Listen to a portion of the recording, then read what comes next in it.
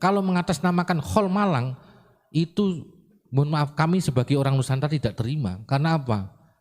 Malang Raya yang babat alas itu wali Jawa asli, trah Majapahit, trah asli Nusantara. Ini kita harus berani menyampaikan, ngapain kita takut, wah nanti kualat, gak ono kualat. Kita harus berani sekarang, gak ada kualat.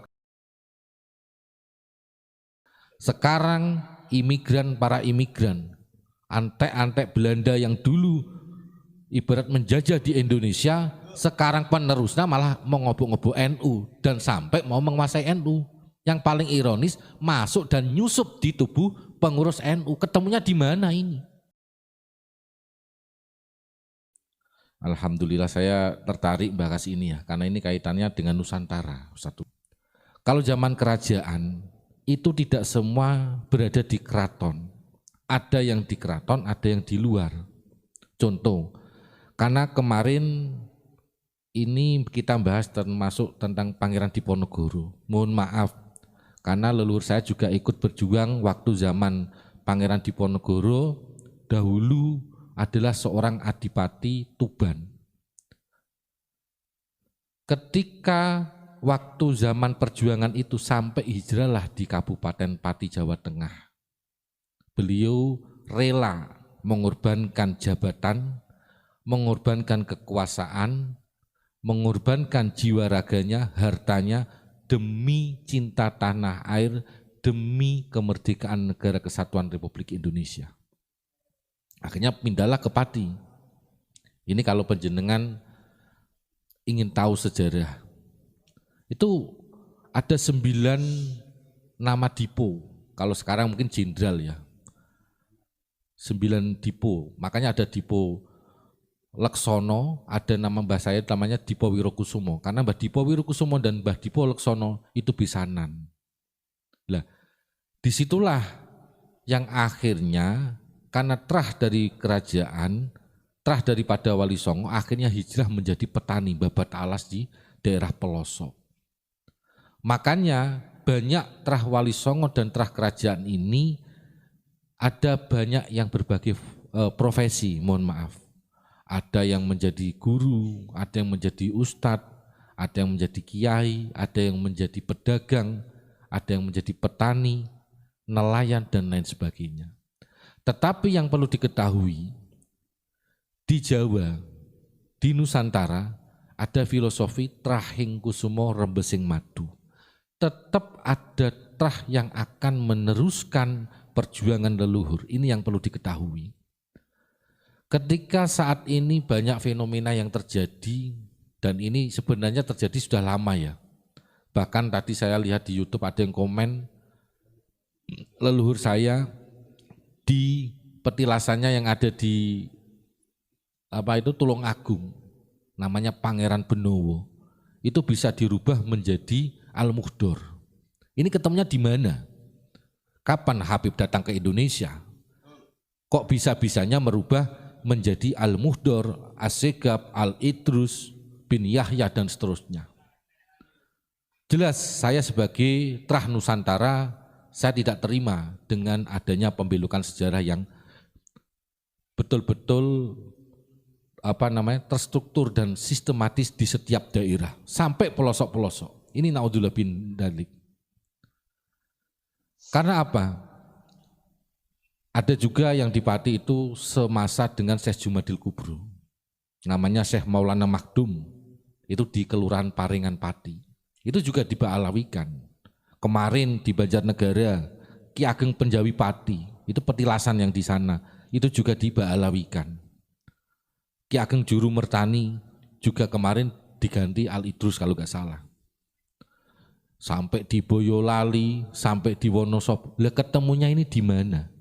Kenapa? Ketika kita para penerus ulama Nusantara, para penerus para pahlawan, kita asik di zona nyaman, akhirnya apa? Negara kita diobok-obok. Semua berasal dari kitab, mohon maaf. Saya sambil megang kitab. Kitab-kitab kuning yang dipegang oleh para kiai-kiai pada saat ini sudah banyak yang dirubah oleh orang-orang Wahabi. Kita harus sadar sekarang. Banyak kitab-kitab kuning yang pada saat ini dirubah oleh orang-orang Wahabi. Efeknya apa? Ketika kitab sudah dirubah, akhirnya sejarah pun dirubah. Sejarah kerajaan, kapan Habib menjadi keluarga raja? Kerajaan Mataram, kerajaan Demak, ini kan sangat ironis sekali. Ini mohon maaf, saya sampaikan dengan tegas, meskipun dengan masih memakai bahasa santun. Karena apa? Saya orang Nusantara tetap mengutamakan akhlak. Tapi yang jelas kami tidak terima dengan adanya sejarah-sejarah yang dirubah. Termasuk kemarin sejarah NU dirubah. Itu 300 lebih, hampir 400-an kiai yang merintis mendirikan NU. Semuanya kiai muasis. Dikemanakan Mbah Maksum Lasem? Dikemanakan Mbah Raden Asnawi, Kudus? Dikemanakan Mbah Fakih, Mas Kumambang? Dikemanakan Mbah Kiai Mas Alwi, Mbah Ridwan Abdullah, Mbah Hasan Gibo, dan seterusnya. Ini banyak ulama-ulama Nusantara yang saat itu rela menjual tanah, rela menjual rumah demi menjaga marwah ajaran daripada baginda Rasulullah SAW. Sekarang para imigran, antek-antek Belanda yang dulu ibarat menjajah di Indonesia, sekarang penerusnya malah mengobok-ngobok NU dan sampai mau menguasai NU. Yang paling ironis, masuk dan nyusup di tubuh pengurus NU. Ketemunya di mana ini? Mereka tidak mau berjuang, tetapi menjadi alat atau kepentingan. Contoh, mohon maaf, di daerah Pati sekarang rame proyek sholawatan yang baru-baru tarifnya berapa? 15 juta, 25 juta, sampai 80 dan bahkan 100 juta. Kenapa seperti itu? Karena yang dibuat atau diperalat untuk mencari job, mohon maaf, itu semua saudara dan teman saya semua. Saya tidak terima ini. Karena apa? Ini tidak sesuai dengan ajaran daripada baginda Rasulullah SAW. Mosok Kanjeng Nabi ngajarkan solawat dijual, bisnis solawat, kan tidak ada. Ketemunya di mana ini? Sedangkan budaya hadroh, solawatan di Jawa Tengah saat itu sangat luar biasa sekali. Bahkan ada lomba. Karena apa? Di madrasah saya setiap tahun ada lomba dulu. Antar desa, antar kecamatan sampai kabupaten. Sekarang dikemanakan budaya hadroh ini? Kok hilang semua? Inilah ironis sekali, yang dipakai lagu-lagu ilir-ilir, ya kan, hasil karya wali-wali Jawa, tetapi yang minta job tarifnya berapa? Nah, ini kan ironis sekali. Kita harus berani menyampaikan, ngapain kita takut, wah nanti kualat, gak ono kualat. Kita harus berani sekarang. Gak ada kualat, kecuali kita berani dengan kiai kita yang betul-betul kiai yang lurus, ihdinas siratal mustaqim, kita akan kualat. Kalau kita meluskan sejarah, gak ada kualat, gak usah takut. Itu doktrin sesat, menyesatkan. Ini yang harus dipahami.